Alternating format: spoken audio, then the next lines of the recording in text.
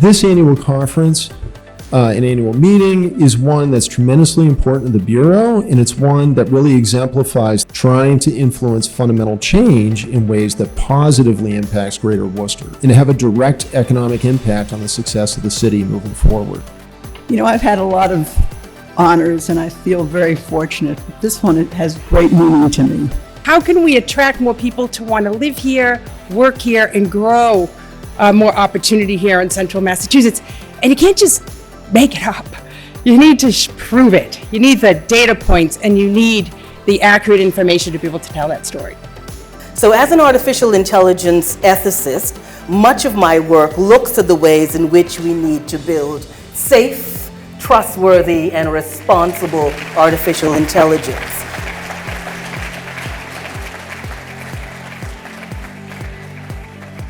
Okay, good afternoon, and welcome to the 38th annual meeting of the Worcester Regional Research Bureau. Welcome to our board members, sponsors, partners, elected officials, and guests. We appreciate all of your support over the course of the year and your attendance today. This year, we are leveraging intelligence for a smarter community, a theme that addresses not only our keynote speaker, Professor Renée Cummings, who is an expert in artificial intelligence, but the Bureau's own mission of informing the public and policymakers. As Greater Worcester is experiencing a historic growth period, with population increases and changes, we are also experiencing challenges and opportunities. To address these challenges and succeed with these opportunities, our community needs intelligence and intelligent decision-making. This is where the Bureau comes in, by providing insightful analysis of objective data and providing the community with interactive visualizations that can inform and guide decision-making at all levels. The work will continue to evolve and address the complicated and pressing issues facing Greater Worcester to ensure we have both a smarter and more successful community going forward. As we get started with today's program, it's my pleasure to introduce Chris Costo, Senior Vice President and Team Leader of Commercial Lending at Berkshire Bank, our presenting sponsor, who will offer a few words of welcome.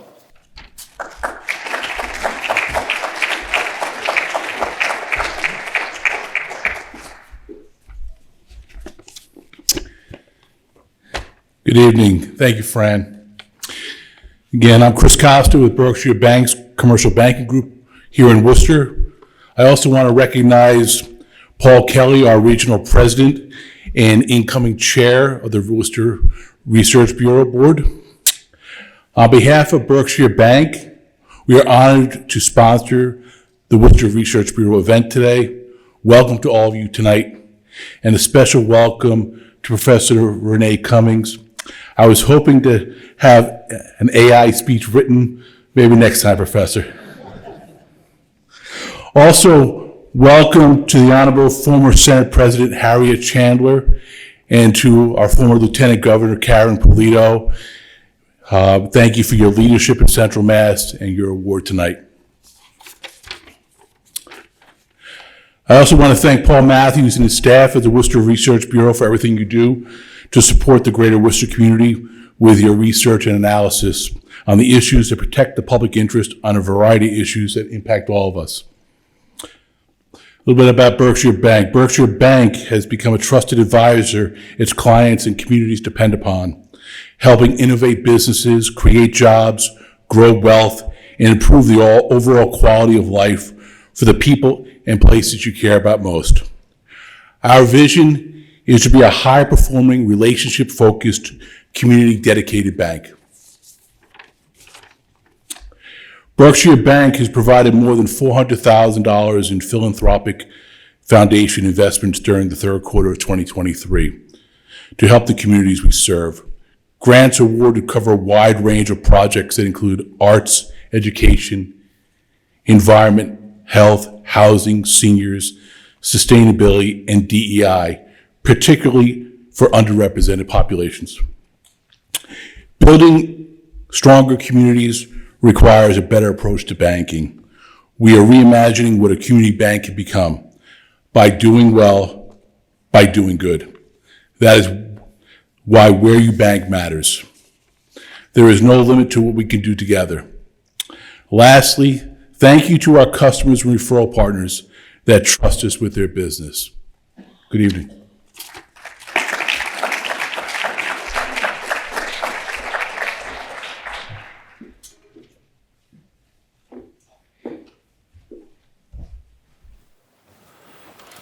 Thank you, Chris. We thank you and the Berkshire team for their generous support as today's presenting sponsor. We're grateful for your longtime support for the Bureau and commitment to the entire community. As we start today's business, please welcome Dee Moscas, Clerk of the Bureau, to present the minutes of our October 4th, 2023 board meeting.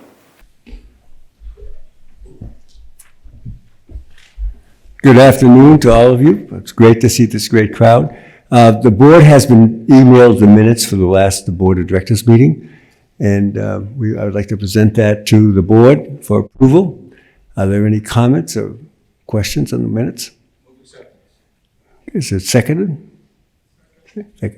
All those in favor say aye.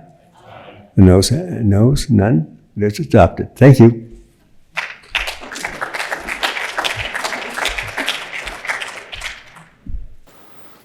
Thank you, Dee. Our nominating committee chair and past chair of the board, Deborah Penta, is currently traveling for the holidays and has asked her friend and former board chair, John Spillane, to present the nominating committee report.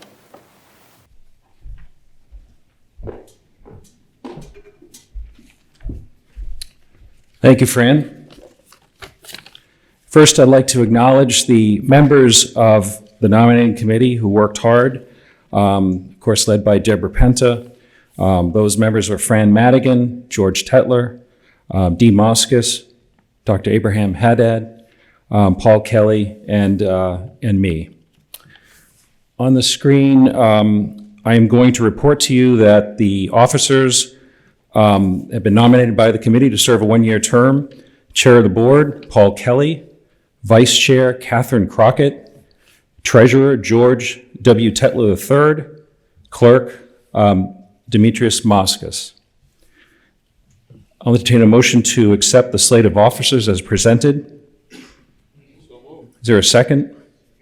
Any further discussion? Hearing none. All those in favor? All those opposed? Your officers are elected. The next is the executive committee.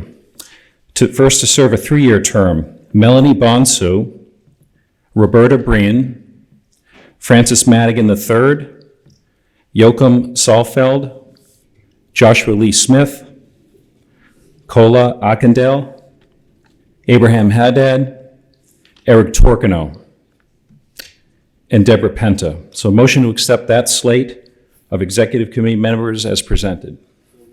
A second? Okay, any further discussion? Hearing none. All those in favor? All those opposed? So voted. Your executive committee. Joining the board of directors for a 3-year term is Catherine Bagdis, Jill D'Souza, Steve Gentilucci, Mark Langevin, Jennifer Murphy, Bob Paulson, Karyn Polito, and Julian Wade. I'll entertain a motion to accept the slate as presented. Is there a second? Any further discussion? Hearing none. All those in favor? All those opposed? So voted. Elected for a 3-year term. That slate. And I have no idea who that other guy is there, but we're going to have to vote him in.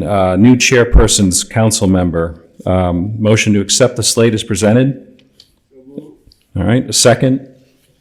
All those in favor? All those opposed? So voted. I went fast on that one, so a lot of competition there.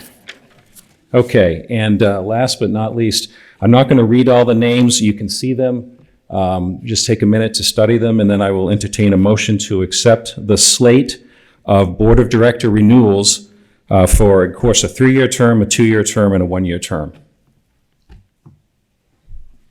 Motion? Okay. Second? Second. Okay. Any further discussion? Hearing none. All those in favor? All those opposed? So voted.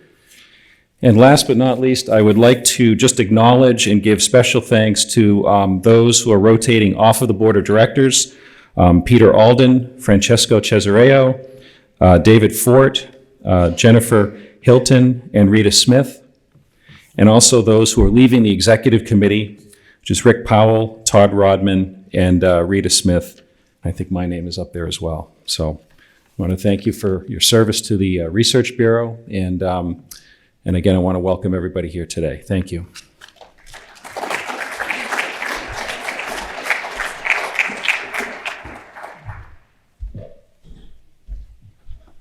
Thank you, John, and congratulations to all new board members. As outgoing chair, I want to offer my brief remarks on the past year and a review of my time as chair of the board. While Paul Matthews will get into greater detail on Bureau activity, I want to highlight the significant strides the Bureau has made over the past year around data visualizations and interactivity with ingenious mapping and comprehensive data dashboards. These award-winning public resources give you all of the tools to make informed decisions for your companies, organizations, and municipalities. This year's annual report, which you have on your chair, and it will be in your inboxes, include QR codes linking you to all of our reports and forums for the past year. And in fact, if you further go to the website, we have them all there for many years. I encourage you to please take a look. Over my term as chair, I'm proud of all the Bureau has accomplished. The Bureau has released landmark reports on housing, transit, and public administration. The Bureau has relocated to new office space at Mercantile Center and has upgraded its technological capacity. We have returned to in-person events, hosted the Governmental Research Association National Conference, which is the association that our staff belongs to. These are just to name a few accomplishments, but the Bureau's success would not be possible without the generosity and support of those in this room and beyond. You have recommended topics, assisted with our research, given generous financial contributions, and discussed our work privately and publicly. Thank you to all of you. I want to offer special thanks to the many sponsors of today's program, helping us to break another fundraising record. Thank you to our presenting sponsor, Berkshire Bank, our speaker sponsor, AbbVie, our leadership sponsor, Country Bank, and our supporting sponsors that include Greenberg, Rosenblatt, Kuhl, and Bistoli, Penta Communications, Polar Beverages, Hanover Insurance Group, Massport, Mass Development, Mercantile Center, National Grid, and UMass Chan Medical School, and all of our incredible sponsors listed in the annual report. I also want to acknowledge our Board of Directors for their consistent support and our Executive Committee who are unfailingly dedicated to this organization and its mission. I want to acknowledge our team of dedicated professionals for their diligence and hard work. My sincere thanks to Paul Matthews, Eric Nealand, Josh Boucher, David Cruz-Miar, and Anthony Clow. Lastly, I want to thank our keynote speaker, Professor Renée Cummings, for being here today. I'm excited to hear about the complicated and fascinating topics of artificial intelligence. However, before we get to our remarks, Paul Matthews will provide an overview of the Bureau's activity over the last year. Paul.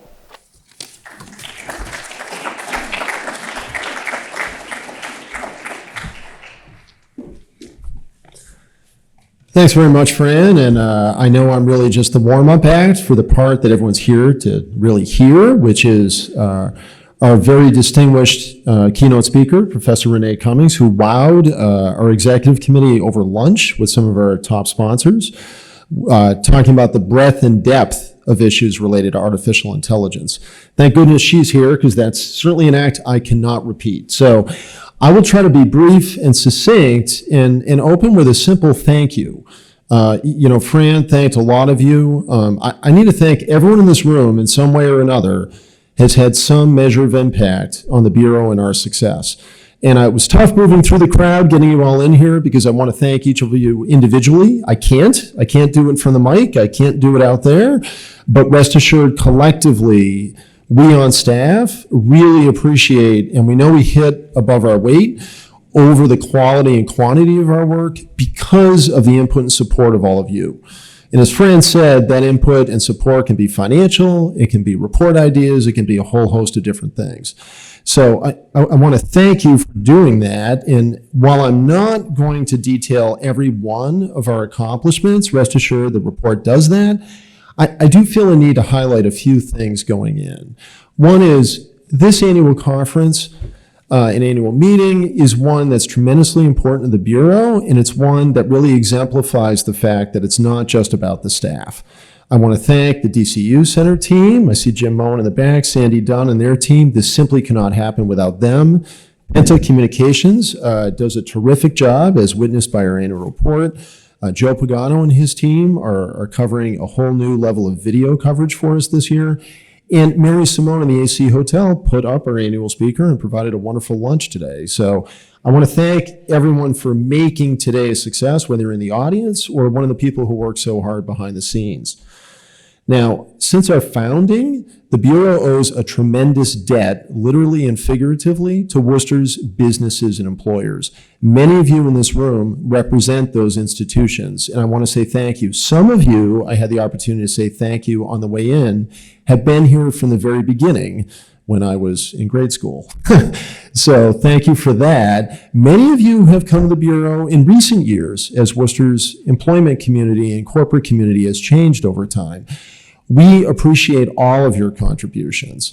And that's everything from individuals to our healthcare and higher education institutions, to our friends in the media who cover our work, to community-based organizations who provide context for our work, and frankly, to the public agencies and policymakers who give us the data we use in our reports and who pick up the reports and carry the ball in a meaningful fashion, trying to influence fundamental change in ways that positively impacts Greater Worcester.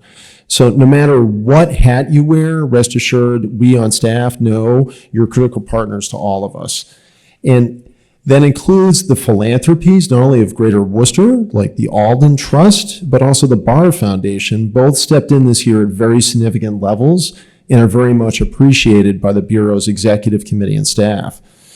So all of you have a role leveraging intelligence for smarter community.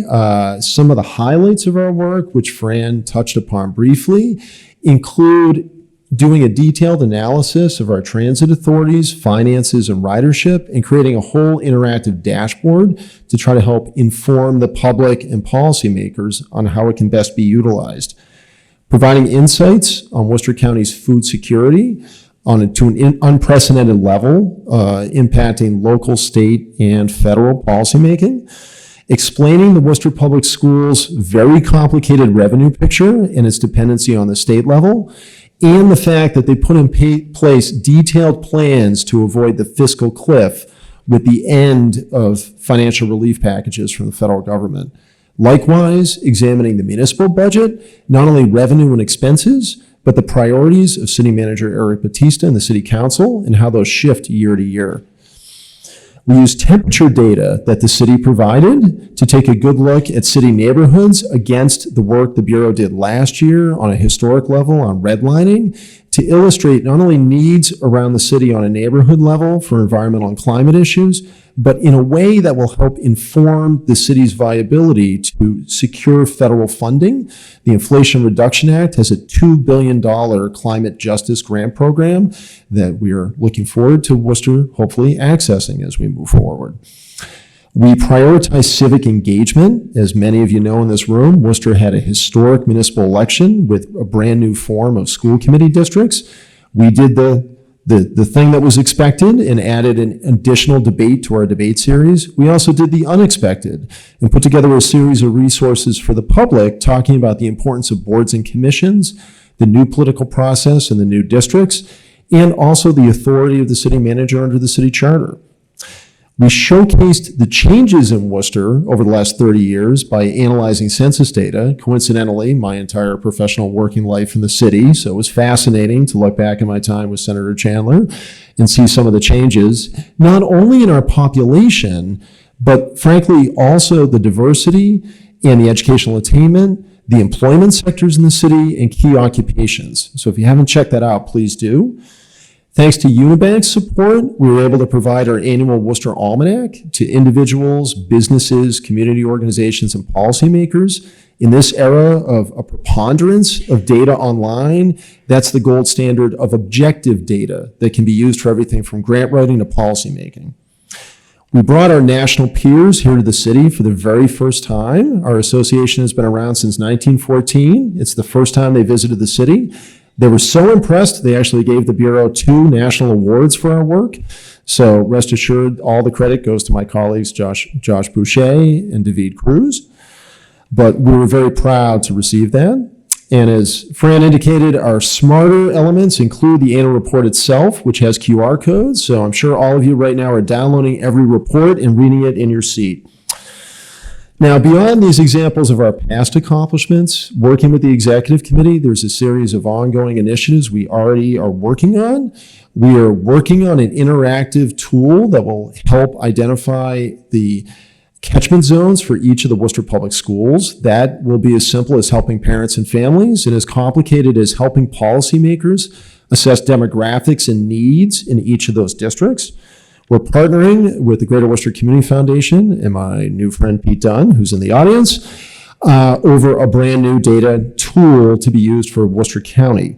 We're collaborating with Worcester Education Collaborative and Jennifer Davis Carey to provide an objective look at the facility needs of the Worcester Public Schools, which are substantive and have a direct economic impact on the success of the city moving forward. We're working with Will Kelleher and Kelleher Sadowski to determine how to best examine the city's commercial real estate market. We're working on other educational issues, including student performance, and not to be forgotten, the new strategic plan of the Worcester Public Schools, which is coming to a vote at the end of the month. And all those issues are actively underway, but there are going to be plenty more that come to the forefront, frankly, thanks to people like you in the audience raising them. So please, many of you have already given us report ideas. Please continue to do so. Frankly, we couldn't achieve those successes without the support. I know Fran mentioned this, but we deliberately list the supporters and sponsors, not only of the annual meeting, but of the Bureau itself. Please take a look at this list. All of you are to be thanked. Those of you who are not on the list yet, why not? Please come see me afterwards, call me, email me. We're happy to get you on the list because frankly, the Bureau is only as successful as the level of support and engagement we have from people. Regardless of ideology, we all want a smarter community, and we want to leverage intelligence to do so.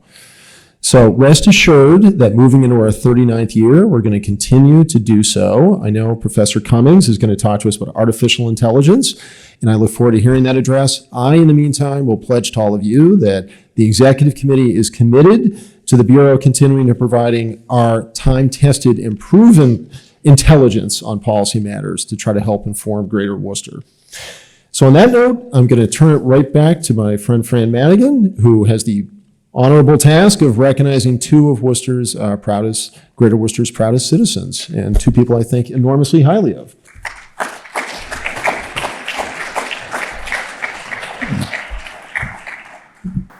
That's a lot of stuff that went on this year. Again, thank you, Paul, and your staff. It's amazing what you do, and I'm sure year 39 will bring more. This is the fun part. It's my distinct pleasure to recognize this year's Fairman C. Cowan Municipal Leadership Award recipients, Senate President Emerita Harriette Chandler and former Lieutenant Governor Karyn Polito. Please join me on stage.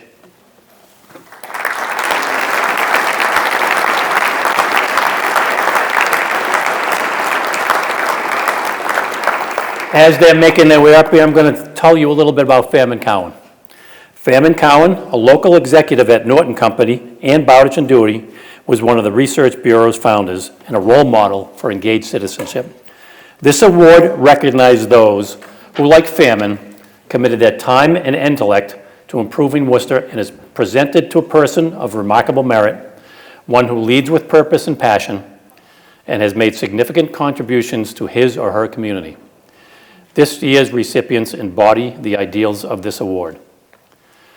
The Research Bureau is pleased to present the Fairman C. Cowan Municipal Leadership Award to these incredible public servants that, while on the opposite sides of the aisle, have both led our region with passion and conviction.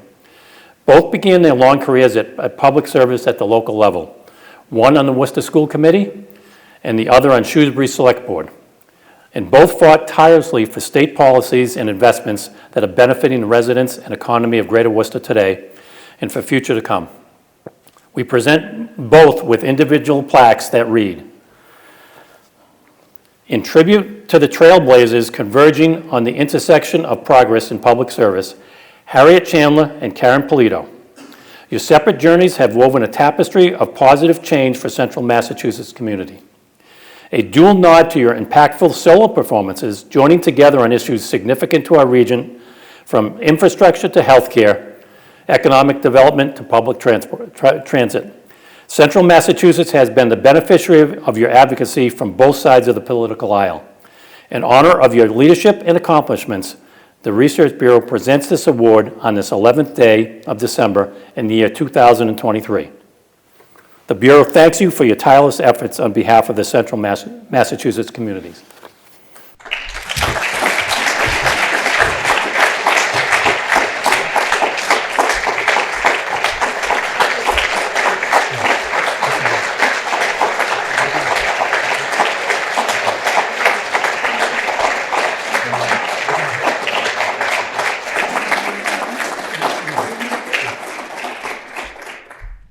You know, I've had a lot of honors and I feel very fortunate, but this one, it has great meaning to me. All of them have meaning, but this is special. I knew Fairman Cowan, just the way all of you must have known Fairman. He was one of the most wonderful, humane, compassionate people imaginable. He really would be so happy to see that we're trying to do what he set up to do, which is to bridge the gap, to bring people together. And so I am taking the advantage of this time, and I hope you'll forgive me, but when you're retired, you can do anything, right? So, as you probably know, my fellow award winner today is a colleague, a friend. She's married to my husband, my son's high school, elementary school friend.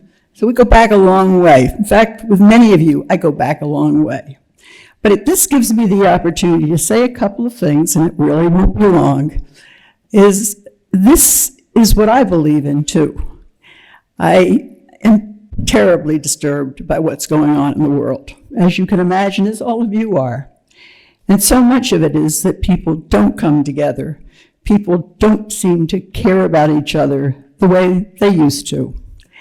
And I've always admired Karyn, and I've seen her grow, become the wonderful leader she has been, and it has been a pleasure to work with her. And it's a pleasure to share this award with her. I've believed in three things, and most of you who know me have heard me say this before. First, I believe in the words of Kevin O'Sullivan, who many of you remember, who was my predecessor as the state rep in the 13th Worcester District. And he said, first you have to show up. That's the first word for a political leader. You show up. And the second thing you have to do is, in addition to showing up, you really have to come with ideas. And you have to not care whose idea it is. You have to not care whether you get credit for it or someone else gets credit for it. What is the important thing here is that the idea gets to shine out in the sunshine, and it has the chance to you can work together and get it done. And that brings us to the third idea, working together. And you know, Karyn has been an exemplary leader in that respect. And so I brought my own little gift too.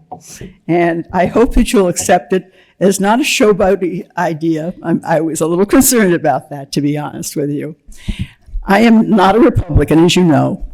But I have something, my father's whole family were Republicans. And I have from my family's jewelry box. I found it this morning, and I've been thinking about it all day. And so, Karyn, I have this little tiny, it's tiny, a little tiny ivory elephant, a white elephant. And I want you to have it because I hope that all Republicans learn from you and work together and cross the aisle and try to do the best for all people. So thank you for giving me the opportunity to receive this award with you, but thank you also for your kindness. This is a real antique, to be honest with you. Thank you. How beautiful. That is so beautiful. Can I just thank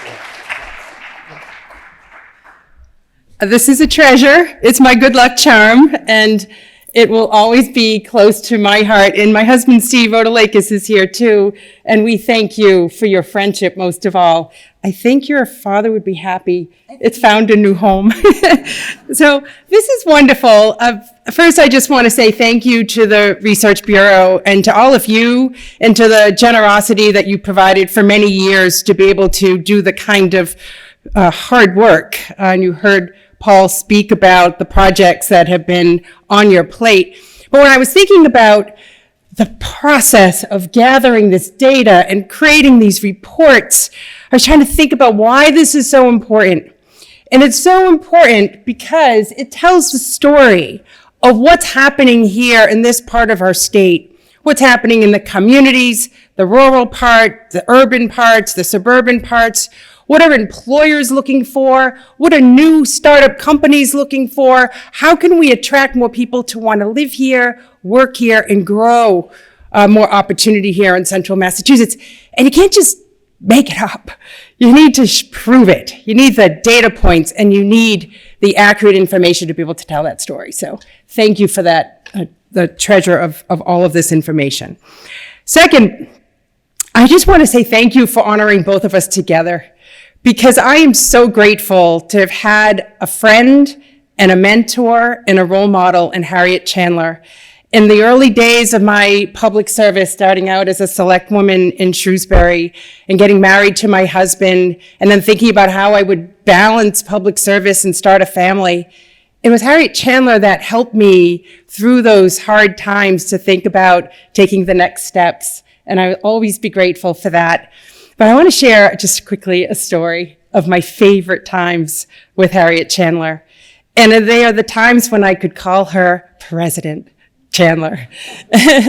I was so happy when Harriette was selected by her peers to step into the role of president of the state Senate at a time of transition for that institution.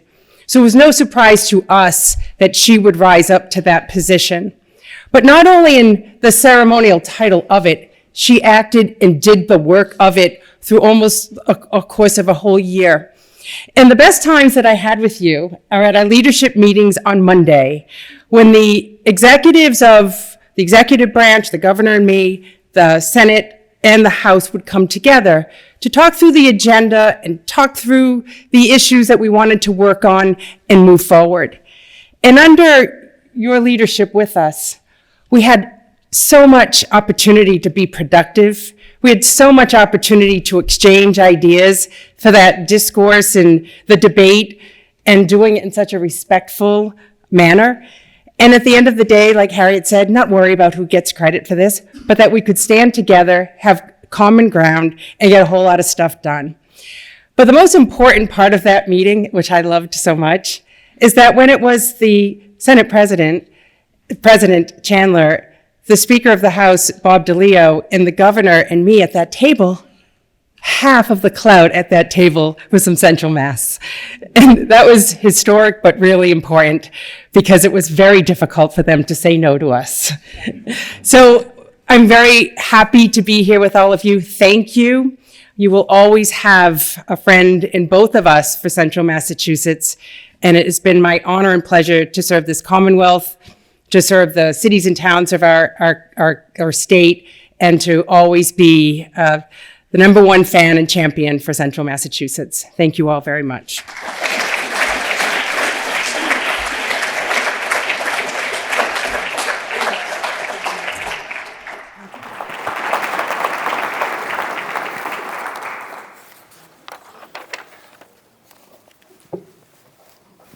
Whatever I say, can't beat that. And now it's time for our main event. I'd like to welcome Research Bureau outgoing Executive Committee member Rita Smith of AbbVie, our speaker sponsor, who will provide a brief welcome for tonight's keynote speaker.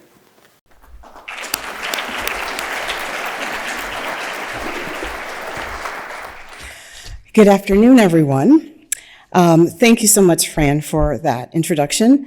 It's my pleasure to be here on behalf of AbbVie to introduce and welcome our keynote speaker, Professor Renée Cummings. Professor Cummings is an expert in artificial intelligence and data technology ethicist. I practice that, Professor Cummings, and the first data activist in resident at the University of Virginia, UVA, School of Data Science. UVA named her Professor of Practice in Data Science. Professor Cummings' bio is included in your program, but I wanted to highlight a few elements here for you now. Professor Cummings is a distinguished member of the World Economic Forum Data Equity Council and the World Economic Forum AI Governance Alliance, AI and Equality Initiative at Carnegie Council for Ethics and International Affairs, and a member of the Global Academic Network at the Center for AI and Digital Policy. She was listed among the World Summit AI Top 50 AI Innovators and among Inspired Minds AI Brains Hall of Fame. AbbVie is a true believer in innovation and the power of artificial intelligence and is thrilled to be tonight's speaker sponsor. Our goal is to advance science with the power of AI, machine learning, deep learning, and other technologies. We use AI to extract knowledge from data across our entire pipeline. At AbbVie, we have embraced these emerging technologies, so we are so very excited to welcome Professor Cummings to learn from her insights, her perspectives as a renowned international expert. Please join me in welcoming Professor Renée Cummings.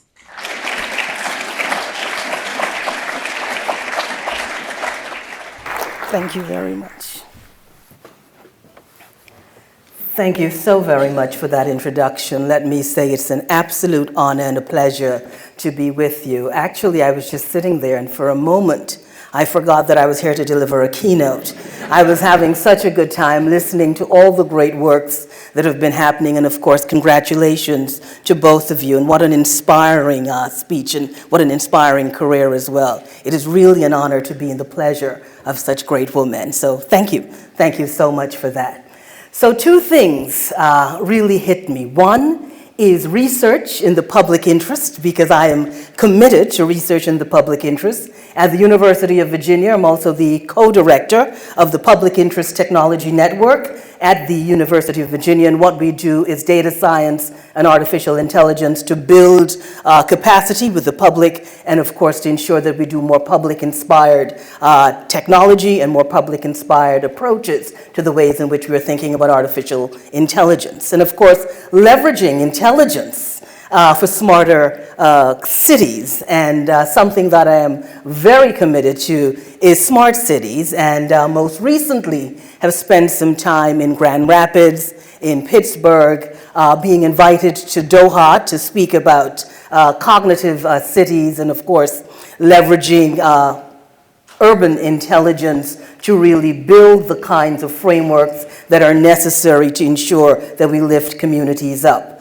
So as an artificial intelligence ethicist, much of my work looks at the ways in which we need to build safe, trustworthy, and responsible artificial intelligence. And how do we do that? We do that by first coming up with a definition as to what is AI. So many of us have probably heard about AI. It's been in the news just about every day. Everyone is talking about ways in which we need to leverage this technology. Some people have been talking about ChatGPT, and others have been talking about the many changes and not so many changes at OpenAI. So just everyone has been touched by this technology. I like to say if you've used internet shopping, if you've been on Netflix, if you've been on any social media platform, you have interacted with artificial intelligence. You have interacted with an algorithm. An algorithm is simply the ways in which we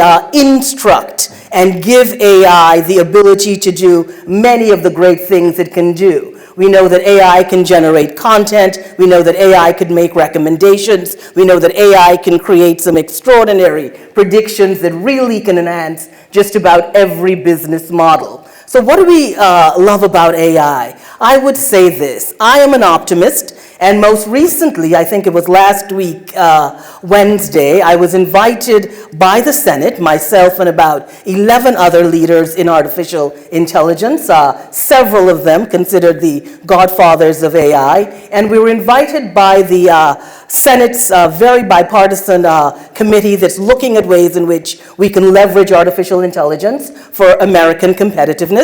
And we were asked by Senator Schumer, who leads this very dynamic and bipartisan group that looks at the ways in which we can bring more insight into AI, whether or not we were optimistic or whether or not we were not hopeful about this technology. So I will say to you that I'm an optimist. And I'm an optimist because I understand the power of this technology, the power of artificial intelligence to transform just about every business model, every industry, every sector, every discipline. AI has this extraordinary promise, a promise to do things that we probably never imagined, powered by data. As a data scientist, or a critical data scientist, I will also say that there is no artificial intelligence without data. Data is the lifeblood of AI. What we can do with this technology in healthcare, in finance, in architecture, in media, in education, in just about every aspect of our lives is really mind-blowing. This technology has the ability to solve some of the challenges that we've thought about for centuries. The other thing about this technology is, although it has the ability to do many amazing things and to really deliver extraordinary rewards, AI is also a technology that can create some extraordinary risks. And that's why I became an AI ethicist. I began my work as a criminologist and criminal psychologist, working for 15 years in homicide reduction and gun and gang violence prevention, working with many police agencies internationally, training police officers in predictive analytics, intelligence-led policing, precision policing, and realizing that many of the ways in which we were using data really were not creating the kinds of solutions we hoped for. I also worked in the criminal justice system using many of the risk assessment tools that we were using to determine a sentencing and to determine a parole and to determine questions around public health and reoffending and recidivism, and realizing that we have been using in the criminal justice system AI and algorithms for about 2 decades. And what we were getting was not much better than what we were doing. So we had this technology that was over-promising and under-delivering. And I wanted to understand what was behind that. What was behind these algorithms? Why were we not getting the kind of service delivery excellence that we had hoped for? And that's when I realized that the algorithms were creating these zombie predictions and really overestimating the risks of black, brown, poor defendants. And I felt that I was now compelled to really engage with this technology in a very different way. So when I went to University of Virginia, it was as the first data activist in residence, and it really was I really was there trying to come up with ways in which we could reimagine our relationship with data. And of course, my work in AI and trying to bring more equity into the space and trying to really lift up organizations and agencies and companies that were bringing more diversity, equity, and inclusion into the AI space is what really led me to be speaking internationally. So we have this opportunity to do something absolutely brilliant with this technology. And for us to do that, we have got to understand the risks. And there are many risks. Because AI is built with data, and many of the data sets that are being used to build this absolutely brilliant technology are compromised. Some of them are fragile. Some of them have been traumatized. Many of them carry a memory of past decisions made. Some of those decisions, not decisions we have been really proud of. So when you think about those data sets, and you think about the challenges that they present,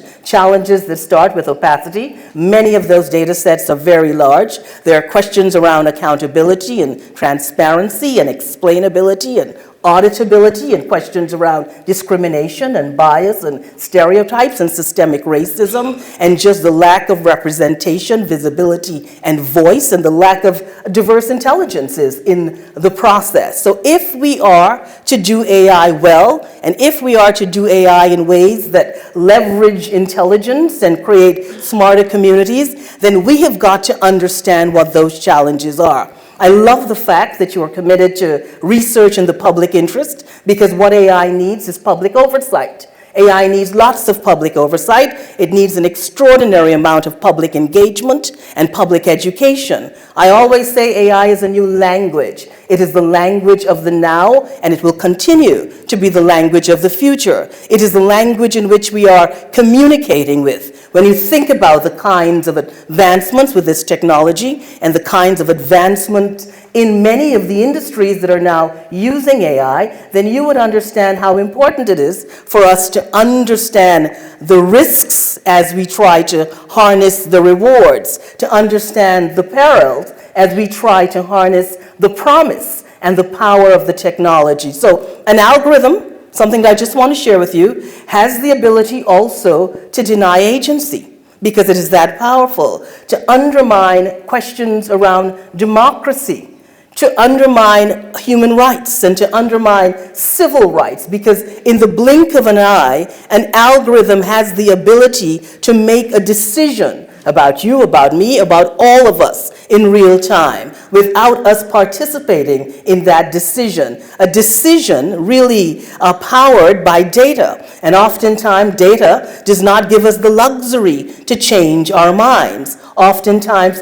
communities experience data differently. Oftentimes the computational significance and meaning of data is completely different to its cultural meaning. So for communities and cities to truly harness the extraordinary power of this technology, we have got to ensure that there is public oversight. We have got to ensure that there is really sophisticated and comprehensive stakeholder engagement. We have got to upskill our communities in real time when it comes to understanding data, when it comes to understanding the power of AI. We've also got to ensure that in the work that we're doing, the policies that we are designing, the ways in which we are thinking of using data for opportunities and for access and for resources, that we are building very diverse, inclusive, and equitable teams who are working to ensure that those policies and those products and those processes that are driven by AI are not only justice-oriented, because we've seen many cases where AI has the ability to undermine due process. So what is required of you and what is required in the work that you are doing is not only that understanding of the rewards, but really a sophisticated understanding of the risks, as well as the insurance that in the work that you are doing in your various communities, in your agencies, in your organizations, in your companies, that you are building an ethical culture for the adaptation and for the procurement and for the use of AI. Very important. What is most required is due diligence. We've got to bring a heightened level of due diligence to the understanding of this technology. It's fantastic. We appreciate that. It's powerful. We love that. It has this extraordinary promise to solve some of the world's greatest challenges. We are all behind sustainable and resilient development. But it also has the ability to deny opportunities, to deny access, to undermine resources, to undermine democracy, to challenge many of those hard-fought justices and just democratic principles that we have worked so hard for. So while there's the brilliant things, there are the things that we've got to pay attention to. And it really requires an ethical vigilance. And that ethical vigilance comes with the understanding that AI is not only a technology, because at this moment, many agencies, in particular international agencies, are thinking about this definition. So when we think about AI in its simplest form, it's about a computer displaying human-like intelligence. And if you've used AI and you're using algorithms, you're using it for content, for recommendations, for predictions, for analysis. And that's all the great things. But we've also got to understand those risks, and we've also got to understand rights. So 2 things that I'd like you to think about. One is the White House put out about 12 months ago, a blueprint for an AI Bill of Rights. And it's something that we all should take a good read of, because it really highlights questions around safety, security, privacy, fairness, equity, diversity, and inclusion. And most recently, within the last 3 weeks, the president signed an executive order that really looks at the ways in which we need to be thinking as a country about AI, thinking about its adoption, thinking about harnessing the power of this technology, and understanding that ethics and innovation can exist in the same space. Ethics does not stop innovation or delay innovation. So if we bring an approach that really lifts up this question of ethics by design, like we have safety by design, and we have security by design, and we have privacy by design, if we really bring an ethical approach, a responsible and trustworthy approach, then what we are doing is building public trust and building public confidence and building legitimacy into the kinds of policies and projects and procedures that we want to design, develop, and deploy. We've also got to think about internationally, what's happening on the international arena. And within the last few hours, the EU's AI Act actually became law. There's still a few things that need to be tweaked. When we think about the EU's AI Act, the entire world has been looking towards the EU for direction on AI, direction as to how do companies and organizations and agencies and academia and civil society think about AI. AI is also one of the hottest topics at the level of geopolitics. All governments are discussing it, discussing questions around algorithmic power and AI expansionism, and the fact that there are probably 5 companies in this entire world, all of them existing in the United States, that really direct power, really generate power, and really are the ones who are making all the decisions about the things that we are doing. So my job was really to give you some sort of background into AI, and to really, in some ways, inspire you just to reimagine your own relationship with data and really chart forward a journey that I think your distinguished leadership is really thinking about. And I will say this to you when it comes to AI. I am committed to this technology, and I always say it. I was not there for the advent of the printing press. I was not there when the printing press was invented, but I'm here for this technology.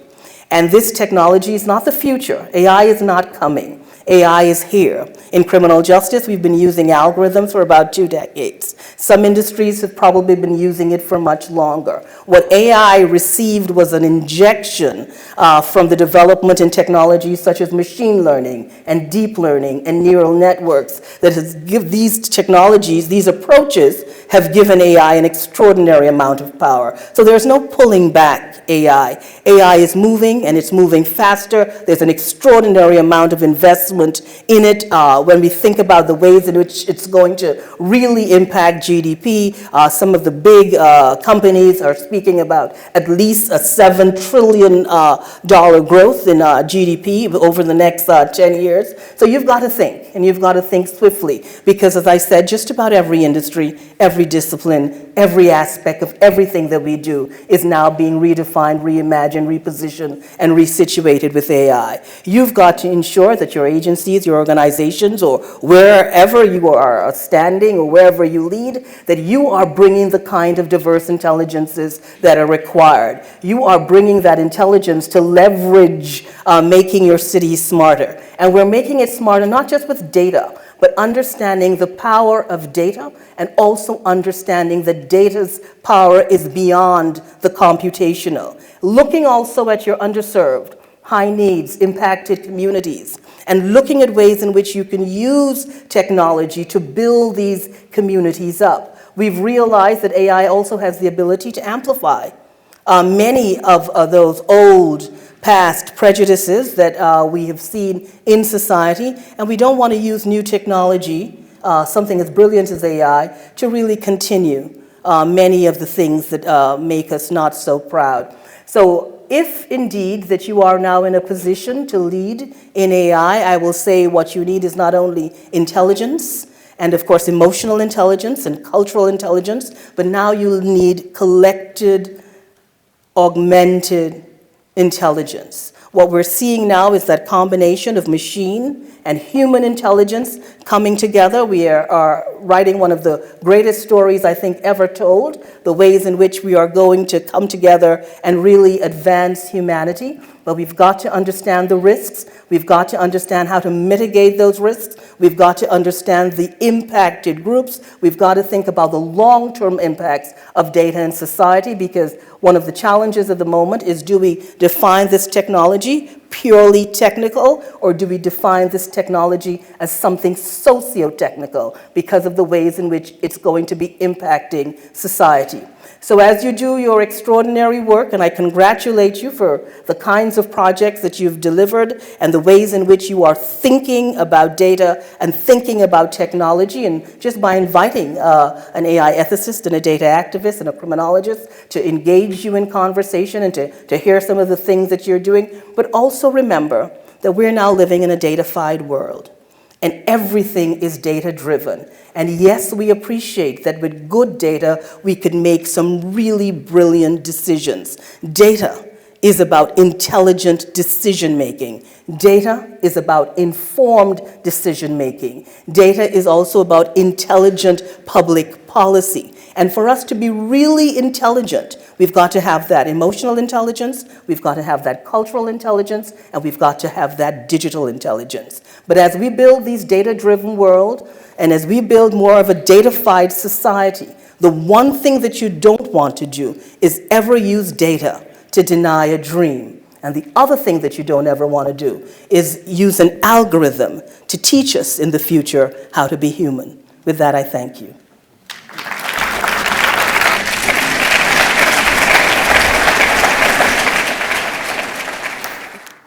Thank you, Professor Cummings, for those amazing remarks. I'd like to ask the first question if I could. So from a business perspective, I really appreciate the ethics, the justice that you were just describing. So I guess my question is, how can we as businesses think about adding that sort of justice and ethics to AI, and what are some principles that maybe that we can look to that might be out there already?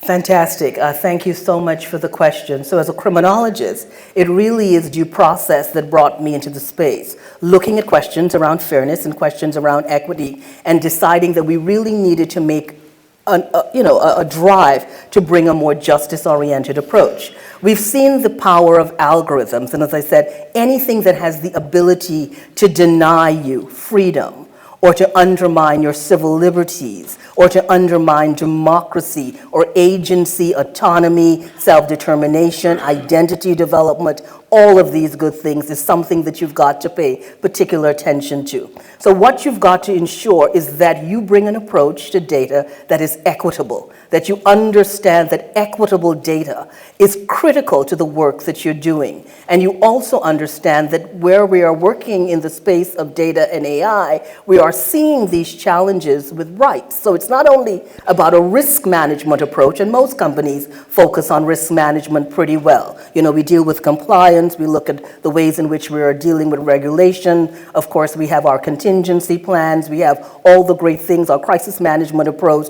to really deal with risk. But we've got to understand rights as critical to data science and critical to artificial intelligence. We have an election coming up, and the big question is, how is generative AI, ChatGPT, going to impact the elections? Deepfakes, disinformation, media manipulation, just deception in general. How is it going to impact the ways in which we vote, the ways in which we engage with the political process, the ways in which we decide what kind of leadership we want? But we also have ChatGPT, the same technology that can really do some brilliant things when it comes to political literacy, when it comes to engaging with political candidates, when it comes to coming up with really savvy questions to ask political candidates as well to see whether or not they know their own information or if all their talking points are generated by ChatGPT. So if you're bringing a justice-oriented approach, you're bringing an approach that really speaks to diversity, equity, and inclusion, and representation. You also bring an approach that understands that many of our historic data sets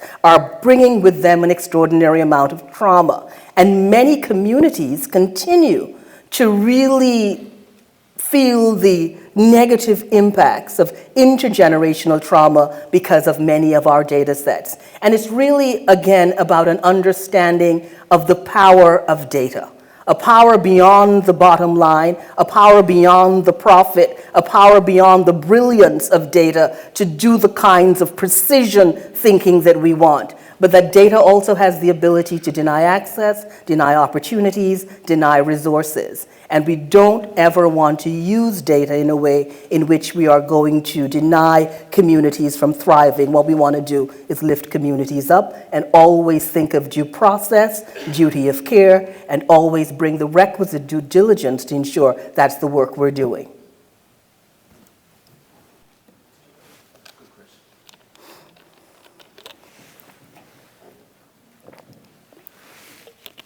Hello, Professor. What approaches should businesses adopt to navigate challenges related to data privacy while still deriving benefits from the customer data in AI applications? Thank you so very much for that question. We know that privacy is a big one. I always say there is no privacy. Privacy is something that we just no longer have. If you've been using technology, if you've been using the internet, if you've been downloading apps, if you've been shopping online, if you've been watching Netflix, if you're doing anything with technology, privacy is gone. What we can do moving forward is really understand the importance of privacy, the importance of privacy protection, what little there is left. I think many businesses are doing a pretty good job with that when it comes to protecting consumer data or client data. I think one of the challenges that we are seeing would be third-party data and the things that are happening with people's data that they did not intend. I think it comes always to transparency, which is critical, accountability, even more critical, the ways in which you are auditing the algorithms that you are using, because we have seen that many algorithms go rogue and many algorithms create challenges, and also educating your client base, educating your customers, educating your communities, that privacy is a co-production. It is not a singular event. The businesses and the communities have got to be involved in that process at the same time. And it also is about redress, which is so critical, because where there is a breach, where there is a hack,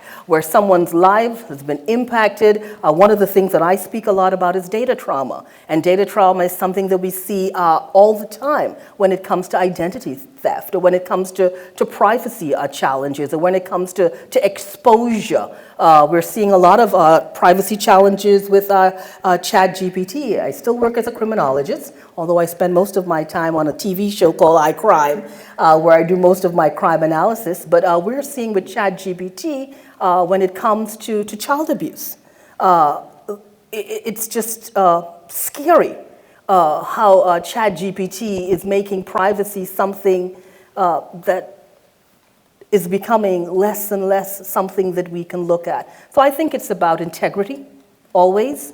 It's about trust, always. It's about public confidence. And if you want to ensure that that's also part of the brand, then I think you need to look at the ways in which you have those disclosures, you have the disclaimers, you're ensuring that people understand and comprehend what is happening with their data, and if there are any challenges that need redress. It's really about just doing the right thing. Hi, Professor. I would like to know if there is an on-tick point of reference whereby you can look through when developing AI or using AI. When there's what point of reference? An on-tick point of reference in terms of the ethics. So how do you develop the ethics when using AI or developing an AI? Okay. So the good news is there are many ethical frameworks that are out there, over 150 ethical frameworks. As I said, one of the good things we have the blueprint for the AI Bill of Rights out of the White House. We have the executive order that speaks to the ways in which every federal agency needs to interact with this technology and the kinds of ethical guardrails and safeguards that need to be built. We also have a movement towards algorithmic auditing as a new profession, bringing that kind of forensic auditing approach to the ways in which we are using algorithms. And it also starts in the design process. Who's at the table? You know, how diverse and how inclusive, how inequitable are the individuals who are at the table designing this technology? But there are some simple takeaways that you can use. One of the things I always speak about is the opacity of the data set. And if something is that large and something is that opaque, then it makes transparency a challenge. But we've always got to be accountable. We've always got to be as transparent as we can. We've got to ensure the things that we're doing are explainable. We've also got to start with the premise of do no harm. And if you can't, you know, if you're thinking about doing no harm, you're thinking in the right direction. But I always speak about ethical vigilance. And ethical vigilance is critical. It means that you're bringing that sophisticated understanding to the process. It means that you understand the data comes with many challenges. It means that you're bringing this critical thinking around data science, around the kinds of ways in which we need to use data. And you're also ensuring that your teams are upskilled in real time when it comes to ethical approaches, and when it comes to responsible AI, and when it comes to of course, safe and trustworthy AI. But as I said, the good news, there are many ethical frameworks, and most companies are looking at ethical AI and just really understanding that there are risks, there are rights, and if we get those correct, then we can truly harness the rewards. Thank you, Professor. Very nice to meet you. Is right here. I was wondering if you mentioned that you had visited a few different cities that are working on IA. Is there any example of any city trailblazing data collection with all the ethics and transparency towards creating a digital twin that will help lawmakers and also folks that are working for those cities to assess what the city needs and how to best use that data? Thank you so much for that question. Now, there are lots of cities doing great things with AI. I don't want to call any of them because you always risk offending the others that I may have spent time with. But I will say that there are many cities doing great work when it comes to data. Of course, your city seems to be doing extraordinary work as well, given to all the projects that Paul outlined. I think what you've got to ensure, particularly when it comes to data, is understanding that data is not law. Although data is now our DNA, and although data is being used to make an extraordinary amount, if not all decisions about us, that there are problems with many of our data sets. As I explained to you, many data sets carry a memory of historic challenges and historic inequities that we don't want to repeat. But it comes with that critical thinking around data. And one of the things that I would encourage you to do whenever you are using data, challenge the data sets. Do your own analysis, do your own red teaming or stress testing. Ask questions about the data set. Why was this collected? How has it been used in the past? What are some of the decisions that were made? You know, thinking of even data disposal or thinking about data in the afterlife. That's a conversation that I've been really fascinated with now, really exploring what happens to our data after we've moved on. You know, where does our data go? What decisions are made with our data? So I would say an ethical approach is what you want to bring. I will say a critical understanding is what you want to bring, sophisticated interrogation of all those data sets, and you'll probably get the kinds of results that you're looking for. Hi, yeah. So this AI, it's only, I guess, as good as the data we feed into it, and the data that we have is only as good as the questions we're asking, the way we're framing it, how we're looking at these problems. How do we ensure that we're not just constantly letting the AI kind of solve these problems for us before we really understand what these problems are?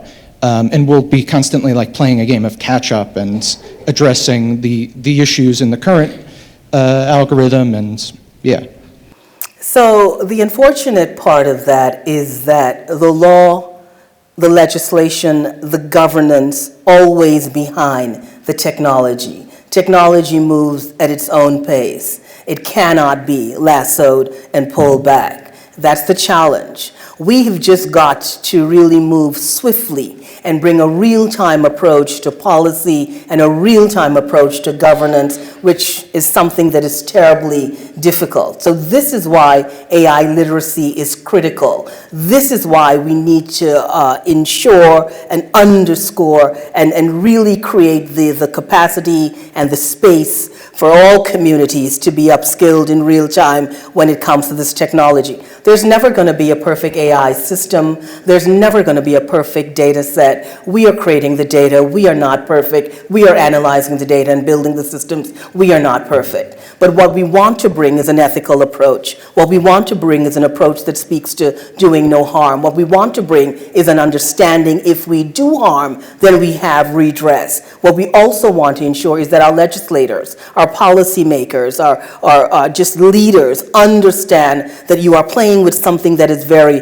powerful, and for you to really get the best of this technology, you've got to understand the risks, how to identify those risks, how to mitigate, how to manage, and of course, how to use that information as feedback to improve the systems that you're building.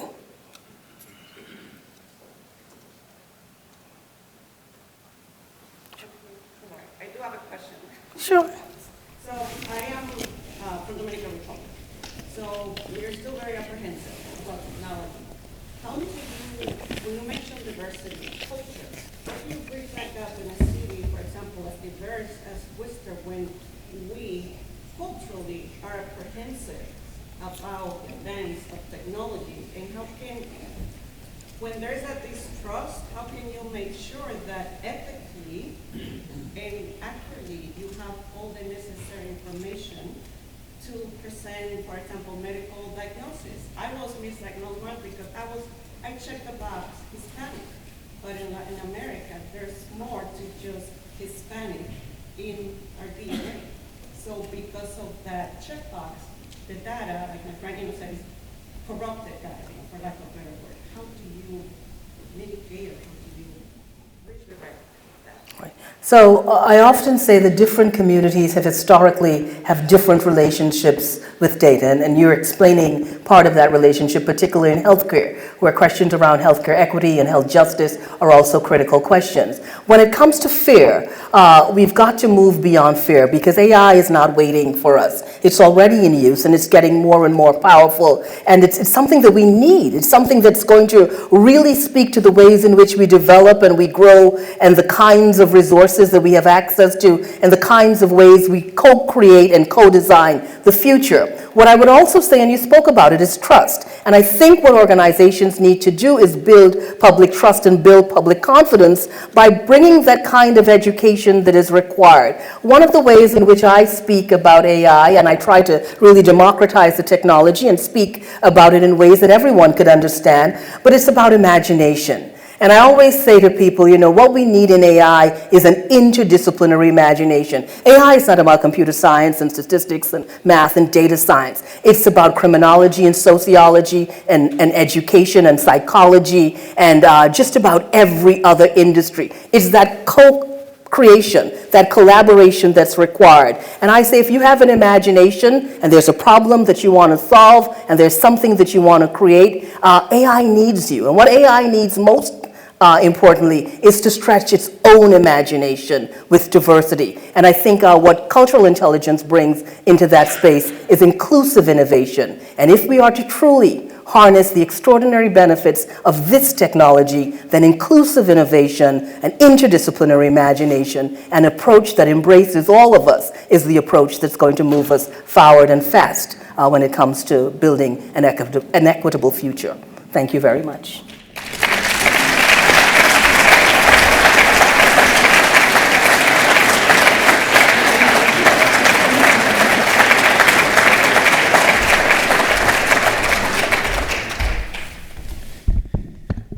Thank you, Professor Cummings, for coming to Worcester. I just want to do one more applause because that was fantastic.